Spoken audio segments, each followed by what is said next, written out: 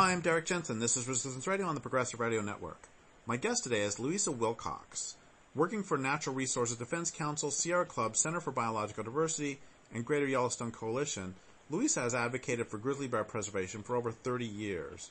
She specializes in developing comprehensive strategies that succeed because they work on multiple scales using various approaches, including grassroots organizing and outreach, education, media and communication, policy analysis, lobbying, coalition development, and public protest.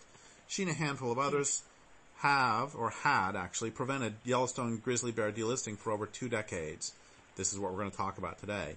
Louisa has a BA from Williams College and a Master's of Forest Policy from the Yale School of Forestry and Environmental Studies.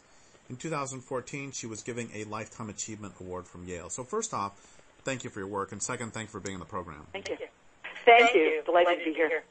And so before we talk about delisting, we talked about grizzly bears before, but let's do a shortened version of how amazing grizzly bears are and then move from there to what's going on right now. So first off, what was grizzly bear range and population? Who are grizzly bears?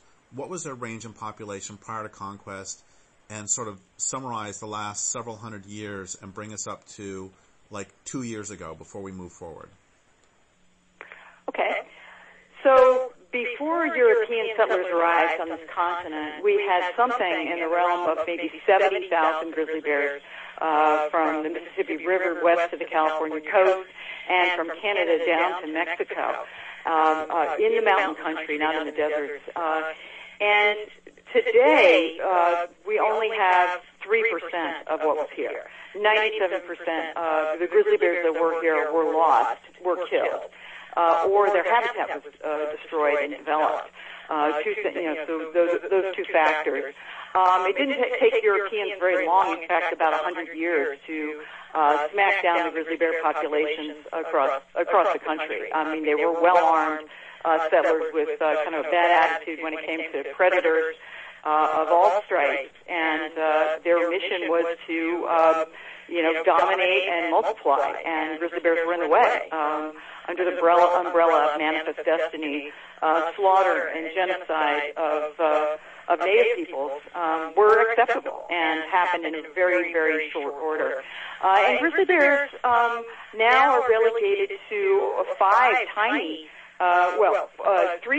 ecosystems in the Washington State, northern Idaho, and northwest Montana, and their strongholds are only in 2 places. All of these are isolated populations, by the way. The strongholds in Yellowstone with maybe 700 bears, and in the glacier ecosystem abutting Canada with maybe 900 grizzly bears. And so grizzly bears were listed in 1975 under the Endangered Species Act. Without these protections, they would have gone the way of the rest of the 97% that had been extirpated. But grizzly bears was rescued from the brink of extinction by virtue of the precautionary principle codified in the law, the fact that the requirement of decisions to be made by the federal government based on science alone. And in the case of the grizzly bear, it's a very wilderness-dependent species. It needs large tracts of untamed country. So we were able to protect these last great ecosystems and stabilize the numbers to about maybe 1,800 where they are today, but still isolated, still vulnerable, and now we have the threat of climate change, which is wreaking havoc on critical bear foods, as well as more and more people piling into these regions in northwest Montana and northern Montana and the Greater Yellowstone ecosystem, so a lot more development occurring and further isolating and sort of putting a noose around these isolated ecosystems, potentially permanently. So that's where we were this week, which is the last week of July 2017. We've seen the federal government again delist grizzly bears, remove their endangered species protections, and this is going to result in easier killing authorized by the states of Montana, Wyoming, and Idaho, as well as a grizzly bear trophy hunt, which hasn't happened in over 40 years. And this is really premature. Population in Yellowstone is declining really pretty severely over the last few years relative to livestock conflicts and hunter conflicts, which is the direct result of climate change. I'll explain that a little bit more in a second. And we have on the horizon more and more foods being lost, potentially berries, the elk are in decline in the Great Yellowstone ecosystem, and it's just a terrible time to be rolling the dice on this remnant population. So before we talk more about that, can you talk a little bit more about the habitat that grizzly bears prefer? Because my understanding is that, sure, they're in mountains, but they were also they were in the Great Plains as well, and they were also in Santa Barbara, California. And so what do they like? What do they like? What do they eat?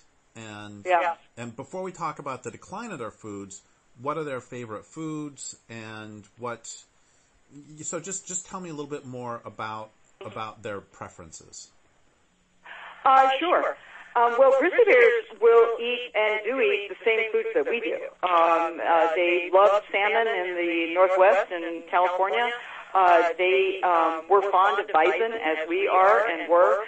Native people certainly relied on it. You've got these high concentrations of areas where people were in the Great Plains along the rivers and where grizzly bears were doing the same thing, trying to take down bison. And in the Southwest, you had bears doing what people were doing, which is eating acorns and manzanita berries and pinyon pine seeds. So pretty much anywhere that there were abundant human foods, there were grizzly bears in the mountain country and the plains. And those are the three big economies were the salmon economy in the Northwest into Idaho and down into California, the acorn economy, if you will, and the bison economy in the Great Plains. And I just interviewed Stephanie C., and I've interviewed her before too. And are grizzly bears capable of taking down a full-grown bison, or do they have to take on a weak one?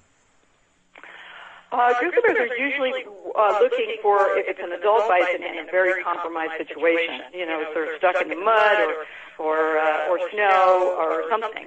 But they can and do depredate on bison. They're capable of it. They particularly rely, though, on other predators to do the hard work. Like, for example, in Yellowstone, where wolves have been restored, you've got instances where wolves will take down a bison and bears will then take it over. And bison really mattered to grizzly bears throughout the plains, and Yellowstone is the last place where you have grizzly bears, last place in the world where you have grizzly bears and bison interacting in anything like a natural way that serves the ecosystem purposes or ecosystem role that they played, for thousands and thousands and thousands of years. So you've got a very unique situation in Yellowstone, but we can't get away from our killing habits. We're killing bison and we're killing bears, and it's excessive, it's disgusting, and it's driven by this same old philosophy of power and domination over nature. Right. And I don't mean to switch away from that, because that's something I really focus on. But I also want to mention that we don't think about it so much, but don't bears eat just boatloads of grass and insects too? Mm-hmm. Yeah. So not just going for these big targets, but they eat lots of moths. Yeah. So when you think about it, a grizzly bear wakes up in the spring, March or April around here, and is on a race for calories to fatten up enough that they can go into a den in the winter and not eat, drink, defecate, and also the females produce young in the dead of winter.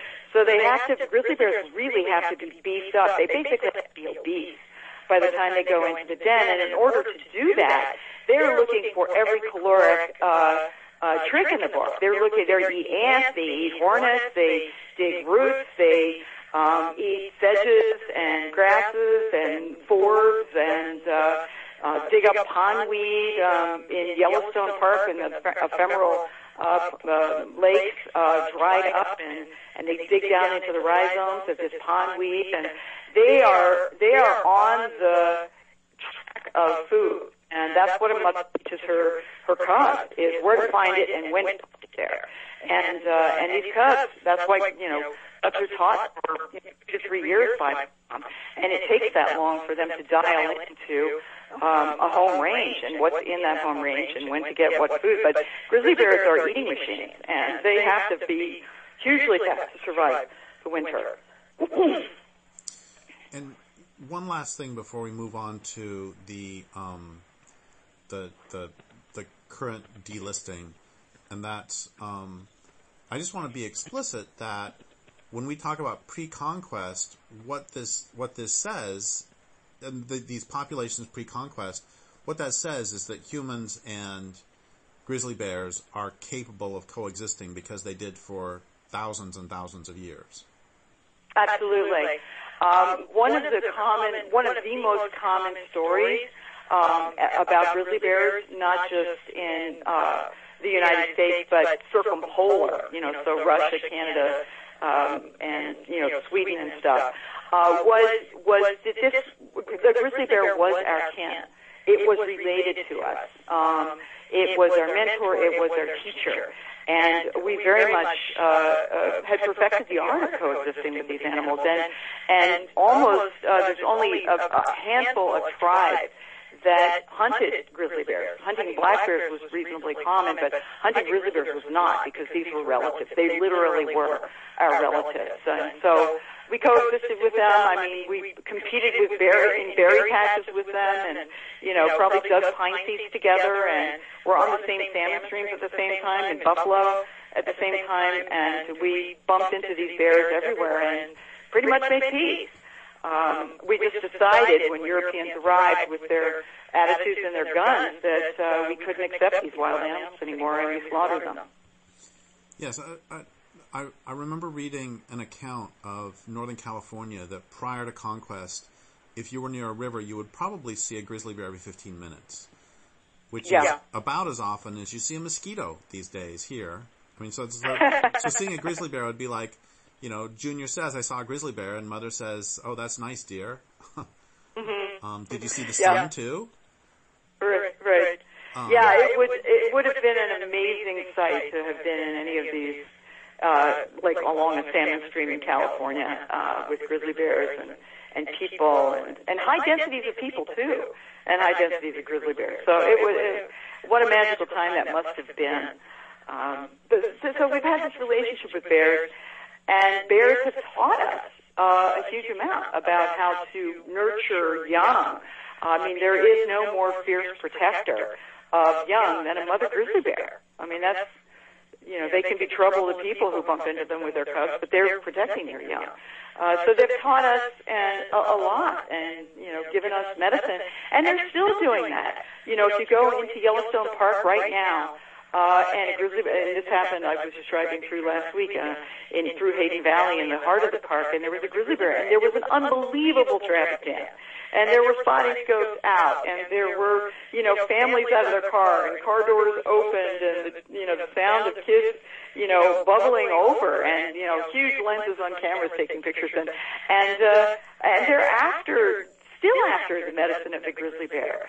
I mean, these remnant populations that remind us what the wilderness was in this country, and now only exist in places like national parks. But they're still giving us so much joy and replenishing our spirits, and not to mention the fact that wild grizzly bears and wolves and bison are huge economic draw, really the backbone of the economy in the Great Yellowstone ecosystem, as in Glacier, is the natural beauty. It's nature.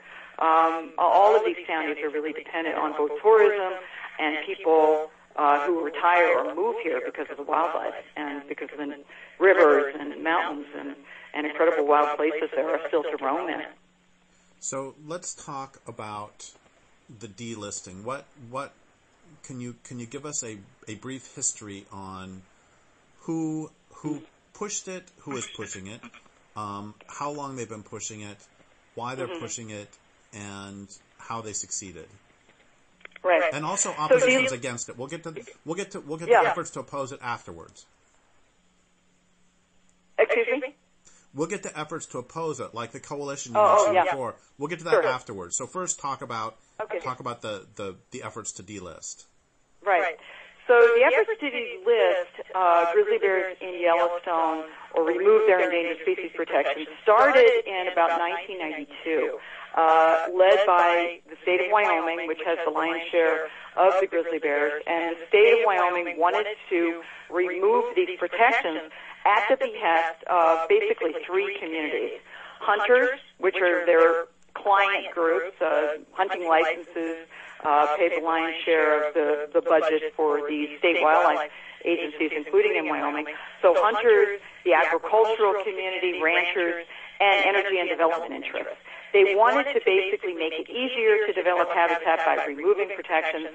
They wanted to make it easier to kill bears with no penalty or legal consequence. So, we've got an issue with big game hunters running into grizzly bears over carcasses and facing the penalties under the Endangered Species Act, which are fairly stiff. But the hunters didn't like this, so the hunters want to get rid of them. And you've got a market for trophy hunting of grizzly bears, where people again want to basically take grizzly bears for trophy. Of course, nobody really eats bear meat, and most of the trophy hunting that is occurring in, for example, British Columbia and Alaska is all essentially ego gratification. One could say, men protecting, sort of their penis size through killing of large carnivores. But that's really what this is about. It's about state control over these animals, working at the behest of various, hunters and development interests. And so what's going to happen, so this week, it's the last week of July 2017, the federal protections have been removed. The announcement was made last month, and it just actually happened this week. And what we're going to see is more killing, easier killing with no adverse consequences of grizzly bears authorized by the states of Idaho, Montana, and Wyoming. And we're going to see grizzly bear trophy hunting. Maybe not this fall. We have not heard yet when it's going to be planned, but I would assume that either the state of Wyoming or Montana will move on this by next spring. And so it is being opposed, I'll get into it in a second, by a number of different interests and conservation interests as well as Native American interests. But those are the powers behind the delisting. And in this case, the federal government that has had authority under the Fish and Wildlife Service over the management of grizzly bears, the authority for the last 40 years. The federal government was in on the fix. The federal government was into and promoting delisting as well, and so the federal government just made this announcement. So is this a done deal, that there is no remedy at this point? It's a done deal. Bears have been delisted. Now, the only thing that can be done and is being done now is to sue the federal government, as was done 10 years ago when the federal government had tried earlier to delist grizzly bears. They were taken to court, and Earth Justice won on behalf of, I think, 11 conservation groups. They won at the federal district court and an appeals court to force the relisting of grizzly bears based on habitat threats and climate change. The climate change was allowing the white bark pine, basically promoting conditions where mountain pine beetles and indigenous beetles could basically survive in higher elevation areas where white bark pine, which produces a high fat feed that grizzly bears love, and so do people. And we just lost about 85% of our white bark pine relative to an unprecedented climate-driven mountain pine beetle epidemic. And so that was why grizzly bears were relisted, is that this was underway, this epidemic, that the white bark pine was crashing, and we were able to convince the federal court, the lawyers were, that there were still significant threats on the horizon and currently facing grizzly bears, and they were put back on the list. Now, the federal government basically has tried to paper this over and saying, well, really the loss of white buck pine doesn't matter because grizzly bears eat hundreds of foods, and that's true, but that sort of obviates the point that there are only four key foods that are high enough calories to really drive the health of this population: white bark pine, army cutworm moths, cutthroat trout, and ungulates in the form of elk and bison. This is also just very clearly a death by 1,000 cuts. That I mean, it's always, when people complain about bears, for example, going to a dump, it's like, I have no doubt that if there were still salmon in the rivers, the bears would not go to the dump because they would rather eat salmon than somebody's leftover macaroni and cheese. But what are they going to do? I mean, I would go to a dump too if they took away all my primary food sources. And so the point is that this argument that, that won't hurt them because the other things will make it up. It's like the other things are crashing too in many cases. Right, yeah. Or if they're not crashing, in the case of army cutworm moths, they will crash because all of the climate models show that this army cutworm moth that relies on alpine flowers for sustenance, the army cutworm moth habitat is going to disappear with climate change. 90% or more will be lost. So, and the climate models are really consistent with each other. So multiple foods are crashing. This is not the time to be, rolling the dice and trophy hunting bears on top of already excessive levels of killing. And I should back up and say one thing is that the grizzly bear has the lowest reproductive rate of any mammal in North America. So a grizzly bear female doesn't produce cubs till they're about 5. Litters are very small, like 1 to 3 maybe in a litter, and they are produced every 3 years. And so a female in Yellowstone, they live about 20 years or so in the wild, has a hard time replacing herself in the population in her lifetime. So you can't just go mow down these animals willy-nilly with such low reproductive rates. You can we've seen what happens when you mow down animals. We extirpated them once very, very quickly, and we can do it again. We certainly have the firepower. So just to be clear, a mother has a baby in, January, December, whenever, and then she comes out with that baby in this year, and then she stays with the baby all through 2017, and then does the baby sleep with her through that next winter? And then, so when the baby is a yearling, the baby is still with her, and then you can have bears that are 2 years old still with mom. That's really common. Even 3 is not unheard of. So they're hanging around mom, and then when she goes back into estrus in the summer, early summer, she'll and breeds again. She'll kick the cubs off. And that's in that the cubs are going to be a cub born this year. That would be getting kicked away in 2019 or 20. Yeah. Okay. Yeah. So they're a long time learning from mom how to make a living in the world. And sometimes you see a family group, and the cubs are so big you can't tell which is the mom. I mean, you can tell them by their behavior, but you can't tell them by the size. They all look like kind of a little troop of bears running around. And they're all the same size.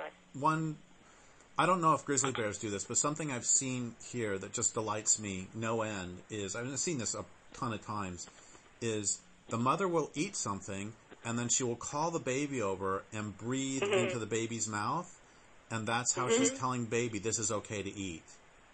Right. I love seeing that. Yeah. And also you see the cubs adopting the same technique as the mom of excavating a certain food. Or, like you really see this on salmon streams in Alaska, where you've got the mom who sort of snorkels in for the salmon, and then the cub learns the snorkeling technique, and the mom who's a diver, and the mom who, so you see all these different sort of strategies, sort of replicated in subsequent generations of bears, which is really, really cool.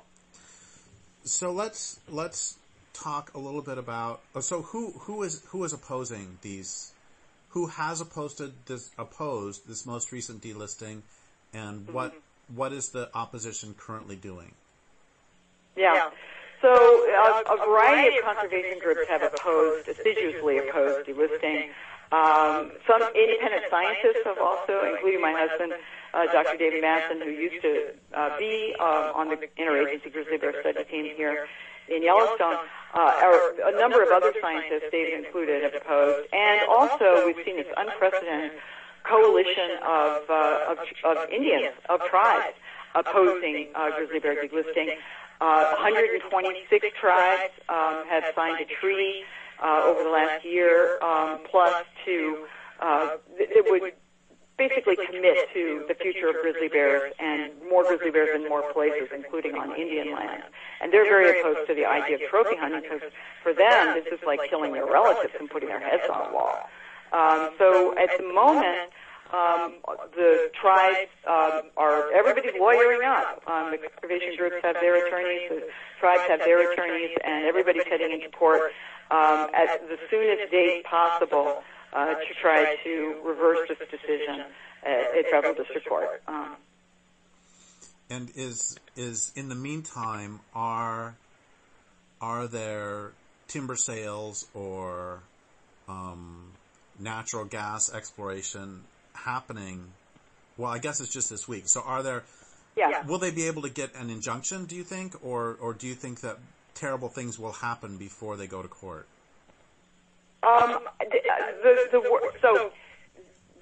The tribal attorneys and the conservation group's attorneys, they are going for a preliminary injunction. They are going to try to stop, this trophy hunt which is being planned. And they're going to move as quickly as possible, but courts, are overloaded, and so it's a little bit unclear. I think the first big impact that we're going to see is that the states have been getting louder and louder requests from irritated ranchers because grizzly bears are turning to livestock, to cows, to replace the loss of the whitebark pine and cutthroat trout. They're actually turning more to meat, turning more to cows.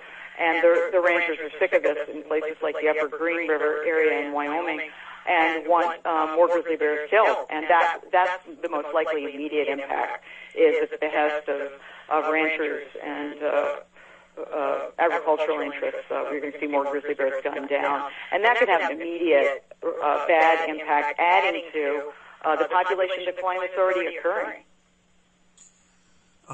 One thing you brought up a minute ago, you talked about the white bark pine collapse, and is that, you talked about that in the past tense, and is it continuing to collapse? Is it getting worse and worse? Yes.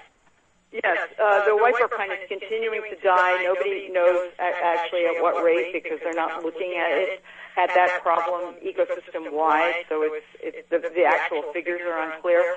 But below white bark pine, which is the highest elevation pine that we have in this ecosystem, you have lodgepole pine, which co-evolves with these mountain pine beetles. And, sometimes the beetle wins, sometimes the tree wins, but you've got you've got a built-up reservoir of beetles so that they're going to continue to send beetles up higher elevation. So this problem is not going to be worked out. You're not going to get to probably a steady state.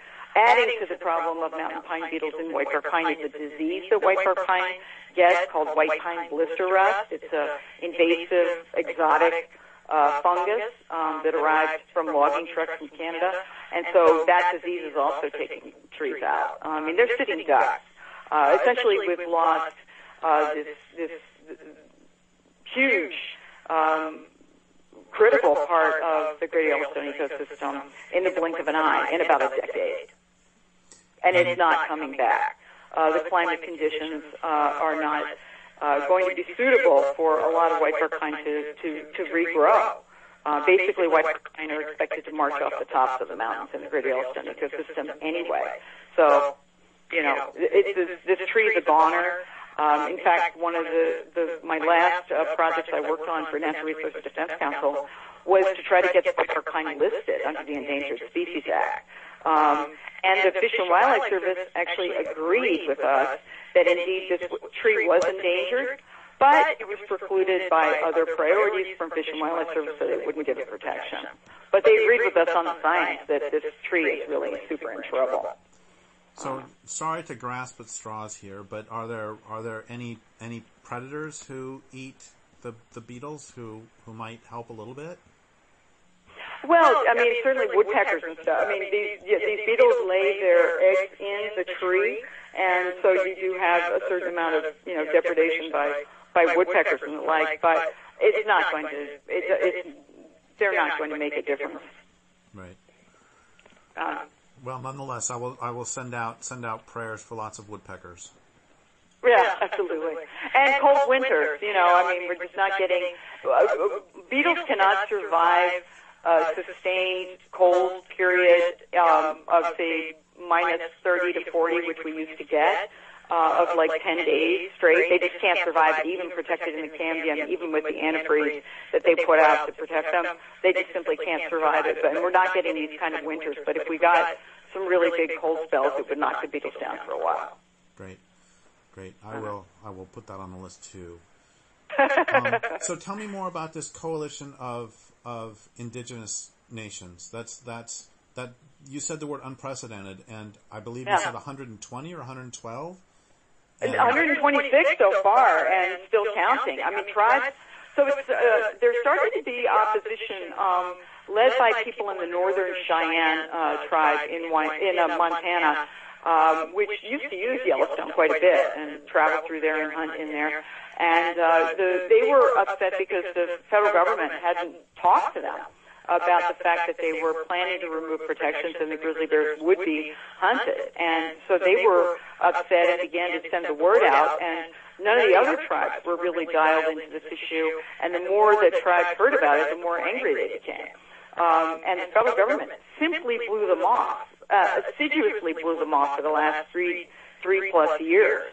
And they wouldn't, the tribal people wouldn't shut up, and so they've been going around and organizing, essentially classic, organizing and outreach to other tribes. And now you've got tribes from Canada, the Piikani, which are part of the Blackfoot Confederacy, both in the U.S. and Canada are opposed, and down to the Mexican border. You've got the Hopi and the Navajo and Apache in the Southwest. So everyone it's round. All these tribes are rallying around the grizzly bear, not just in Yellowstone, but in everywhere. And there are a number of tribes, including the Northern Cheyenne, Assiniboine Sioux, Blackfeet, Salish Kootenai, that have a lot of grizzly bear habitat. Where they had grizzly bears, and they still have suitable habitats. And so the tribes want to see more bears in more places, including on tribal land. And they want to roll in their management. This is and that's what they're pushing for. So I'm not okay. They reproduce slowly, and let's pretend that this delisting problem went away, and let's pretend that. Well, here's the question: is how, because they reproduce slowly, does that mean that they expand their range very slowly too? Like wolves, it's great. There are wolves down in California now. It makes me very, very happy. How long would it take if we left them alone for bears to re-inhabit California, or to re-inhabit even the Kootenai territory? Well, maybe I should get out of that question this way, that grizzly bears do move into new range very slowly, and it's really driven by the mother and her daughter. So the daughter grizzly bear will set up her home range near mom, in mom's home range, or next to it. So that's how you expand a grizzly bear population. I mean, these animals don't move like wolves do, or mountain lions do, which can cover hundreds of miles relatively quickly in a matter of days. Grizzly bears do not do that. But These isolated populations, I mentioned the Greater Yellowstone and Glacier as isolated populations. Grizzly bears have been moving west from Yellowstone and north from Yellowstone as well as south from Glacier and are tantalizingly close to reconnecting. This is just with 40 years worth of protection. So there was just a newspaper article last week about grizzly bears showing up in one of these outlying Yellowstone ranges called the Big Belt, which is directly between Yellowstone and Glacier. They're doing the connectivity thing.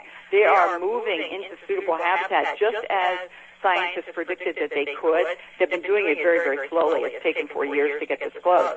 But if you can reverse that by starting a hunt, which would result in killing, which will result in the killing of grizzlies on the periphery, just as they're about to connect. So it's possible to see grizzly bears recolonize, say, for example, central Idaho, the river of no return, salmon sellway country. They could get there on their own. They're starting to do it now. They're getting in from Glacier in the very northern end of the Selway Bitterroot system, and they're almost at the edge of it on the east side from Yellowstone. So bears can do this if we let them. And they're good about, investigating new foods and new opportunities. It just takes them a while, and they need full protection of the law. You just can't be going and killing these animals willy-nilly. So what is a typical range for a mother bear? 200 to 400 square miles. It's big. In Yellowstone. And grizzly bears' home ranges very much depend on how rich the food source is. So in Katmai Park in Alaska, where their bears are eating salmon, grizzly bear can make a living on just a few square miles of, rich berry salmon habitat. But because bears are spread out here in Yellowstone, because the food sources are, their home ranges are much, much bigger. So when you say that the daughter sets up nearby the mother, that could be, that's, you're not meaning she sets up 50 yards away. She could be 5 miles. How far would she set up typically? Yeah, maybe a few miles. I mean, it depends on the food sources that the daughter has available to her too. But yeah, I mean, they're within, sort of in their vernacular, spitting distance of each other.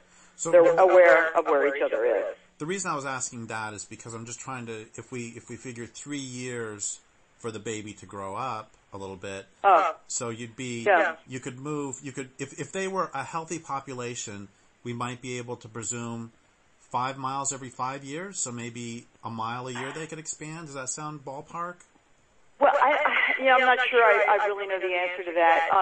Cubs have a high rate, there's a high rate of mortality in cubs. Right. These are, when cubs come out of the den, they're 25 pounds, and mom has to make sure that they can swim the river. Sometimes they drown, and, cubs get eaten by male bears. Infanticide is known and documented in grizzly bear populations. So there's lots of ways of cubs dying, and about roughly 50% mortality you can estimate in the cub population. So it depends on, you have to grow those cubs, you have to have them survive, and you have to have them move. But, yeah.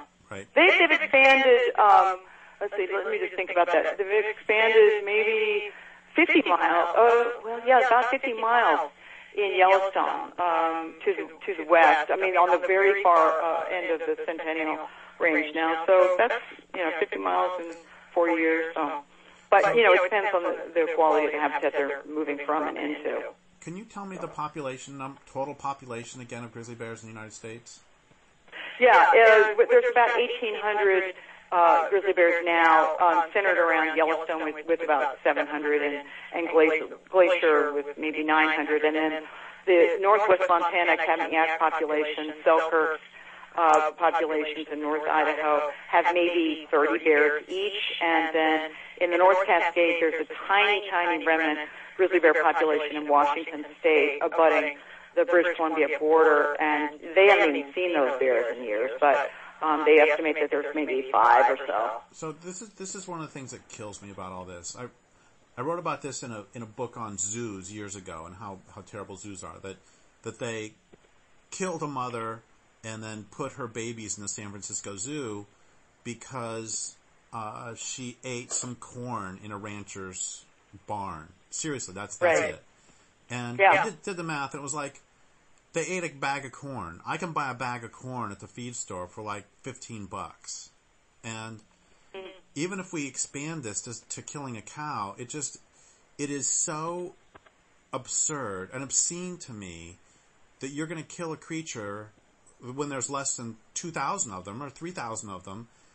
You're going to kill one of those because it killed a cow, of whom there are, I don't know, billion. I don't know how many cows there are, but a lot, and it isn't even worth that much. Right. Never mind the fact that the cow was probably on public land anyway. Right. There's about 400,000 cows in the Great Yellowstone ecosystem. That's a lot of cows. And,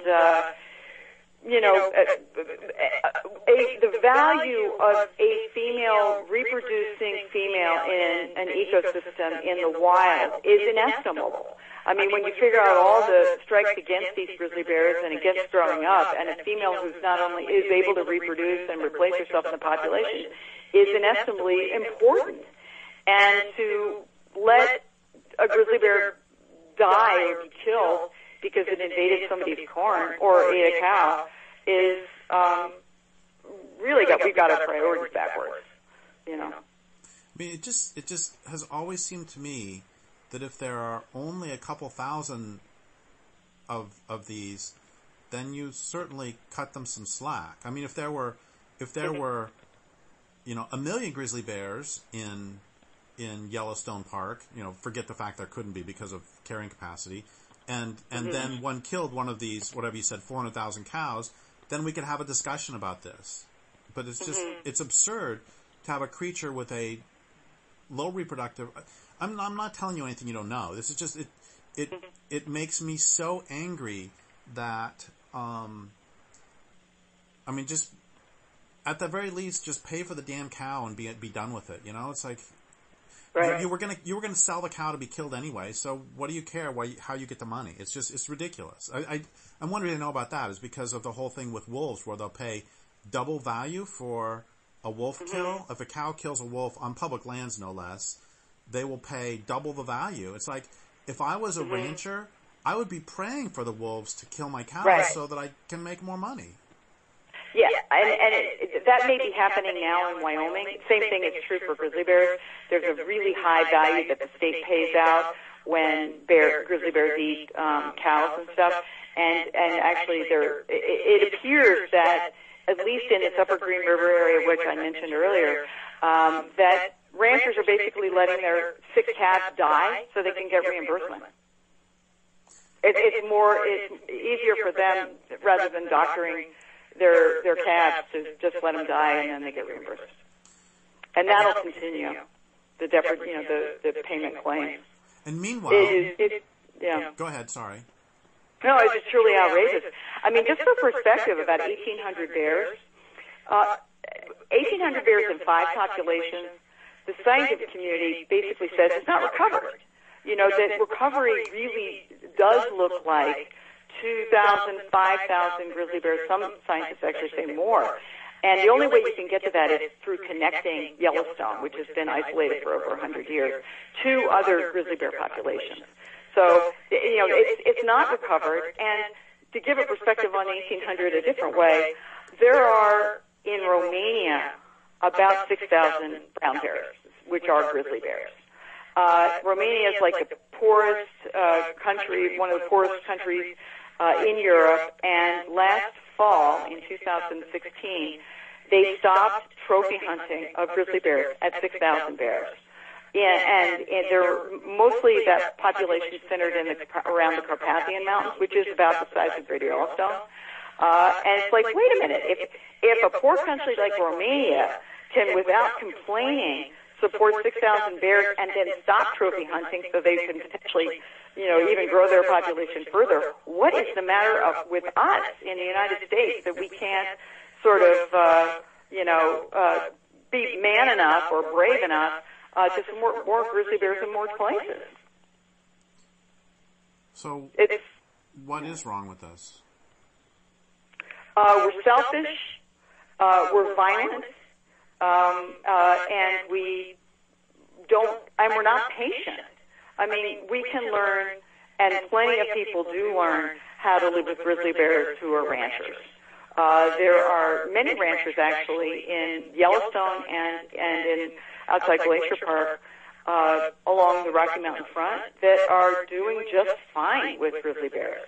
They don't necessarily want a lot of press for it because the stock growers would shoot them out, but they actually are coexisting. But there are many who don't want to, and it just takes a few, really aggressive thugs to, reverse, the hard-fought recovery that's taken us 40 years to accomplish. I think we are still very much as a culture oriented toward power and domination over nature, despite the fact that I think culturally we had second thoughts, and which meant that we passed the Endangered Species Act to protect impaired species. Despite the fact that we passed the Wilderness Act to protect the last remaining wilderness. So we're kind of schizophrenic at this point. We recognize we may have gone too far, and yet the thugs are in charge of government now. Certainly the Trump administration has put into place leaders in Interior, our former Congressman Ryan Zinke from Montana, who is a pro-hunter, is a hunter himself, trophy hunter, big game hunter, and adamantly supports, hunting grizzly bears. So the thugs are in charge now. I want to go back to the corn. We have just a couple minutes left. I want to go back to the corn for a second and just think about, I mentioned before we turn this on, and longtime listeners know that I see black bears almost every day here. I see a mother and a baby, and it's just every day in the summer. And it delights me, and it makes my life better. And this is not without cost. Last year, there was a mother and two babies, I think, and one of the babies decided it was fun to chew on tires. And so I had to replace my tires on my truck. I had to replace 3 different tires 3 different times. Wow. A total of 3 tires. And the first time was like, oh, that's so cute. That's a nice price. And the second time, I'm like, oh, you stupid bear. And the third time, I put some nail strips around the truck. And the point is, and my mom's, the frames around her doors have been chewed up by the bears. And the point is, we don't care. I mean, that's the price you pay for living in their home. Right. And I would think that losing a bag of corn, or losing a cow, or losing some chickens, or whatever it is, I mean, that is your sacrifice to the grizzly god, And my tires last year were the sacrifice to the black bear gods. And this is the price you pay for living in their home. This is my rent. That's what I'm trying to say. This is my rent. Right. Yeah. I think that same thing. Similarly, we live a mile from the wilderness north of Yellowstone Park, and we have goats. And several years ago, a mountain lion killed 2 of our goats, and we actually weren't at home. My husband was studying mountain lions, and we were gone. And the house sitter said, what do I do? Do I call the state? It's like, no, these lions. This is our goats are lion food now.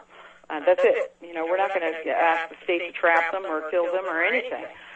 It is the price we pay, or should pay, for living in some of the last habitat for these large carnivores that really don't have a lot of places to go as we cram more and more people into this country. We're sitting on the last refuges, and so the least we can do is afford some losses in terms of animals that we grow or vegetables that we try to grow if they get into our gardens and stuff. So, last question. This is a temporary done deal at least, but what can people do to support the efforts to relist? Yeah. So right now it would be support the attorneys, Earth Justice, Wilderness Guardians, the tribal, the attorneys for conservation groups, the attorneys for the tribes, who are being represented by Frederick People Morgan, a law firm out of Denver. I'll post something on my website, so I'll get contact info. And support the Endangered Species Act. I mean, right now the Trump administration and Department of Interior are trying to gut the Endangered Species Act, and Congress is sharpening its knives. The point is that the Endangered Species Act works, and 90% of those species that are listed are still with us because of ESA protections. And if the ESA goes away, we will further extirpate species throughout this country. And we don't have to, and we shouldn't. I mean, these are other beings. These are part of creation. And we, I think, as a people, need to respect the rights of other things too. Large mammals and tiny little frogs and plants. Respect the rights of these other species to coexist, to live on the last places where they do. So the very last thing is what is your website for people to go to? Yes, it's www.grizzlytimes.org. And I've just gone through a revamp of the site, so there's a lot of info up there now. I mean, there was before. Well, thank you so much for your work, and thank you for being on the program, and I would like to thank listeners for listening. My guest today has been Louisa Wilcox. This is Derrick Jensen for Resistance Radio on the Progressive Radio Network.